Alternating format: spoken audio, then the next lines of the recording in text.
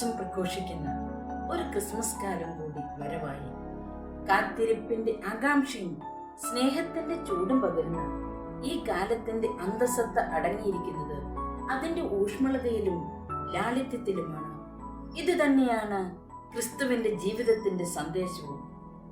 നമ്മിലേക്ക് ഇറങ്ങി വന്ന് നമ്മിൽ ഒരുവനായി ജീവിച്ച ലാളിത്യവും ഏതൊരു പാപിയെയും ചേർത്ത് പിടിക്കുന്ന സ്നേഹത്തിന്റെ ഊഷ്മളതയും മനുഷ്യബുദ്ധിക്ക് അവർണ്ണനീയമാണ്. എന്നാൽ ക്രിസ്തുമസ് ഒരു വഴിത്തിരിവിന്റെ കാലമാണ്. ക്രിസ്തുവിന്റെ ശോഭ പിന്തുടർന്ന് സ്നേഹത്തിലും പ്രത്യാശയിലും പൊതിഞ്ഞ കാലിത്തൊഴുത്തിലേക്ക് കടക്കണമോ, അതോ ആർഭാടം നിറഞ്ഞ എന്നാൽ ജീവനില്ലാത്ത ശൂന്യത നിറഞ്ഞ ആശങ്കകളാൽ ഉലയുന്ന കൊട്ടാരത്തിലേക്ക് കടക്കണമോ എന്ന തിരിച്ചറിവ് തിരഞ്ഞെടുക്കേണ്ടത് നാം ഓരോരുത്തരുമാണ്.